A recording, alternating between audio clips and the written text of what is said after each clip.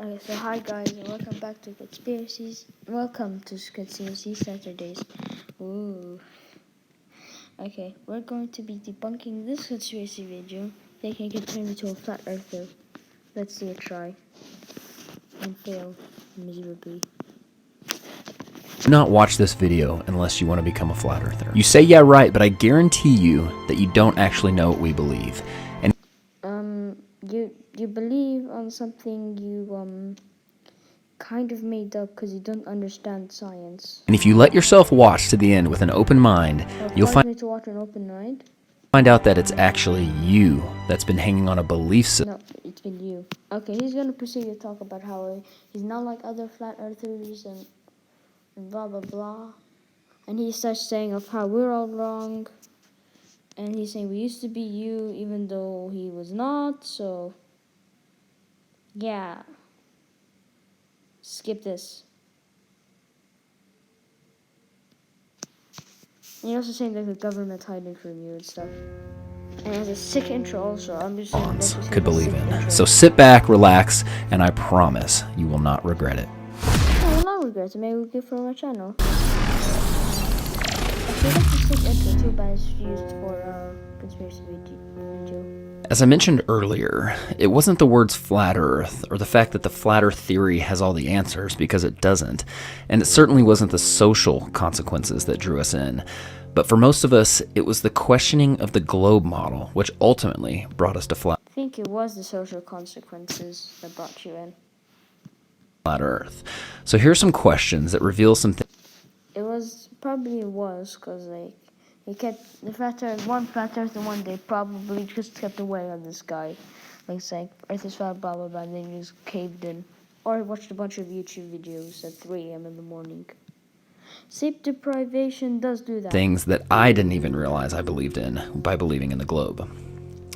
Why is it that even though the Earth spins at 1,000 miles an hour at the equator, goes around the sun at 66,000 miles per hour, which travels through the universe at 500,000 miles per hour, which is expanding at over 1,000,000 miles per hour, are we able to take a picture of the sky on the same day every year and never see changes in the sky?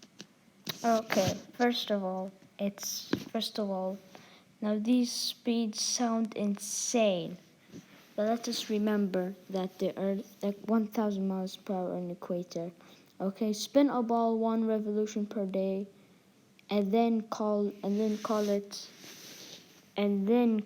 blazing speeds. Come back to me and let's see if you still call it blazing speeds. The Earth is big, remember?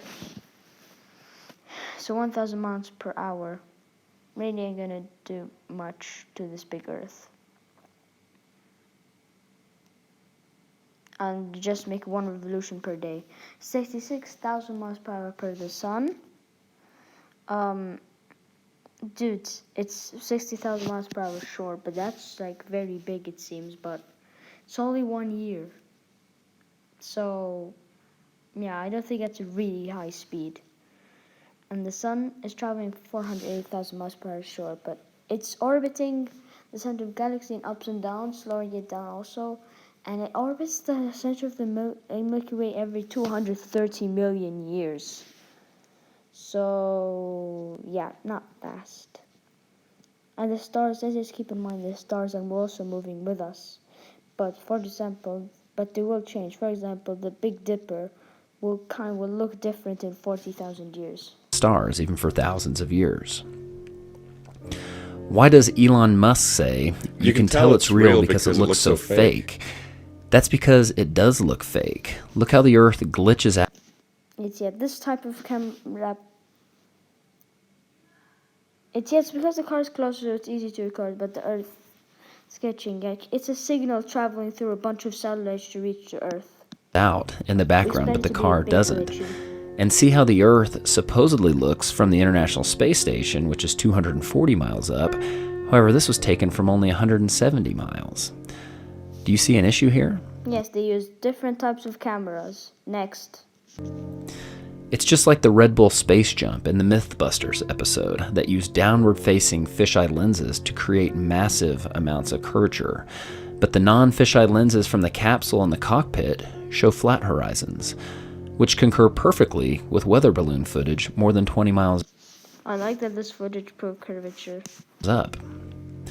Which, by the way, 20 miles I just high like is that roughly there's no the size of the bulge so you that can should see be in the much. state of Kansas due to it being 413 miles wide. Here's what 20 miles up looks like. That would be a large bulge for something that is supposed to be flatter than a pancake. And by the way, Kansas is only the 9th flattest state in the U.S. How many pieces of flat land does it take to make a ball? It's because it doesn't. When they say flattest, they mean elevation, right? Okay, and so it just makes up curvature. So it's actually the land just goes in a curvature way. Okay. Why, when we look at the stars in December, do we see the same stars that we see in June? We should be looking in two totally different directions. Let's see here. Let's see. Make a good. Let's see here. It's because the Mercury might be it's very insanely big. You know, it's so insanely big that it doesn't really matter because we're all orbiting the sun at 150 kilometers away, and that's not very far. Like the local stars that we can see is so massively huge. If ships sail over the curve of the Earth, why are we able to bring them back into view with high-powered lenses as if they merely sailed past the horizon of the eye's angular Because they haven't passed over the horizon yet. resolution? Why are we able to see things over long distances, which according to the formula for a ball with a circumference of 24,900 miles, should be thousands of feet below the curvature horizon? Because of elevation. The more you go up on an elevation, the more you can see. Okay, if it was a flat earth, it wouldn't matter about this elevation thing. And now, with infrared technology, we are seeing things that should be miles below the horizon if we truly lived on a ball. Again, elevation. If Eratosthenes proved the Earth was a ball thousands of years ago with an experiment using shadows, why do experts say that his results should actually be the same on a flat Earth with a smaller local sun? But we got proof for a big sun that's 150 million kilometers away. In fact, we got loads for a sun that's like 1.3 million kilometers in diameter and 150 million kilometers away. While you have absolutely zero proof on proving that there's a local sun just spinning opposite side in the moon around the atmosphere, and we live in a flat Earth. If the sun barely looks bigger than the other stars from Saturn, why is it able to completely light it up so that we can see it from Earth? And if something merely the size of the other stars can do that, why is the backside of Saturn not lit up by the billions of... Is this seriously a question?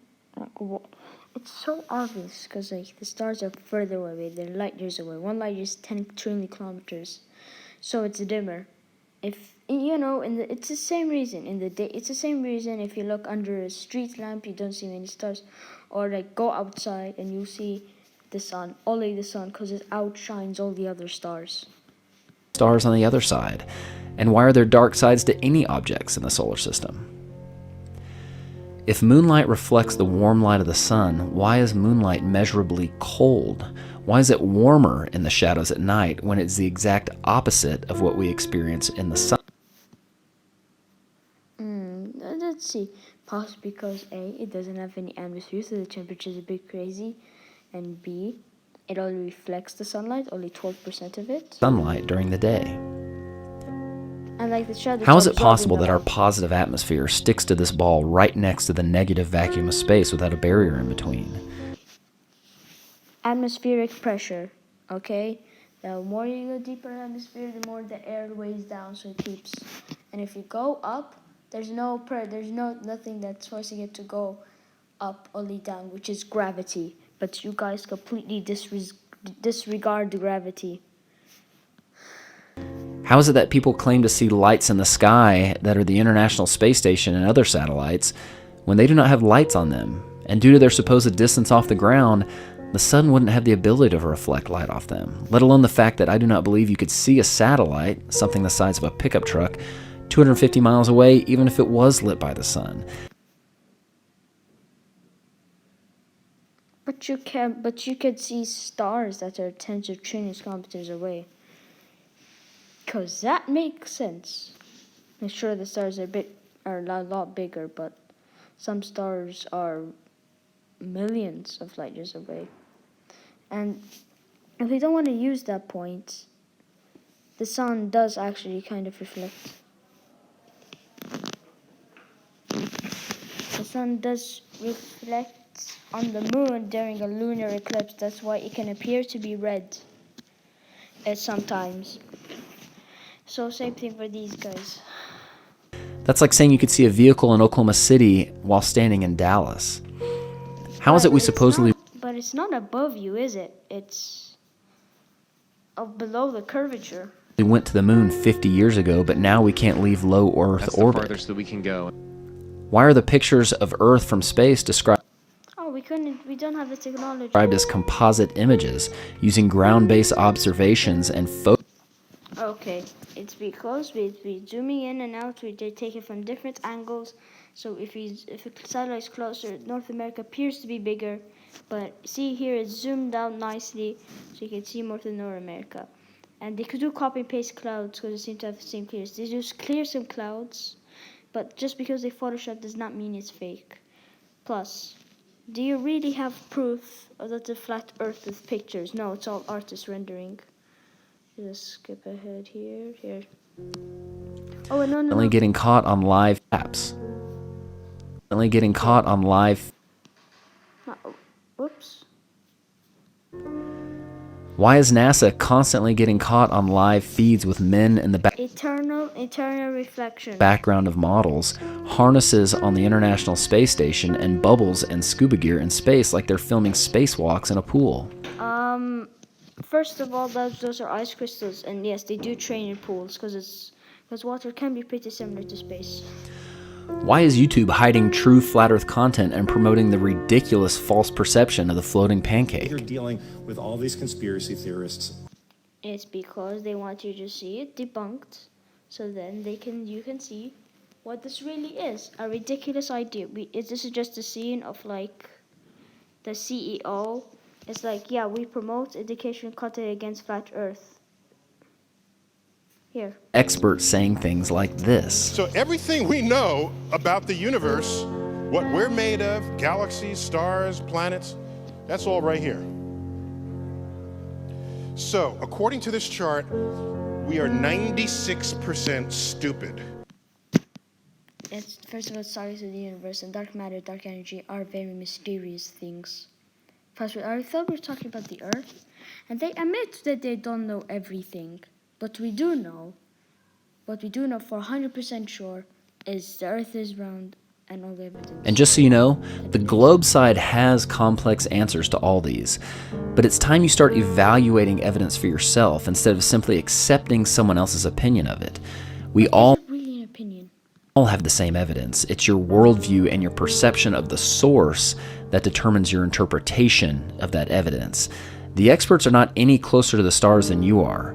You have the ability to trust your senses and come up with conclusions for yourself. Yes, because, with that logic, that's saying, like, a blind person has never seen anything, therefore nothing exists. So what do flat earthers believe? Well, I'll caveat with we do not have it all figured out, nor do we claim to.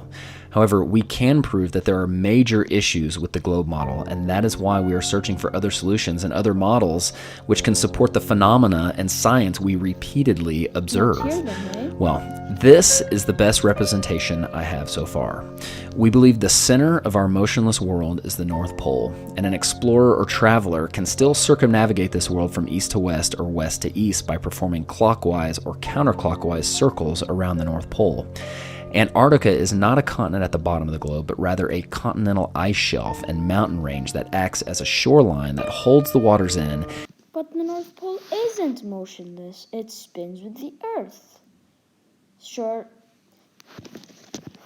I mean, it can tilt, and so it can be always daytime.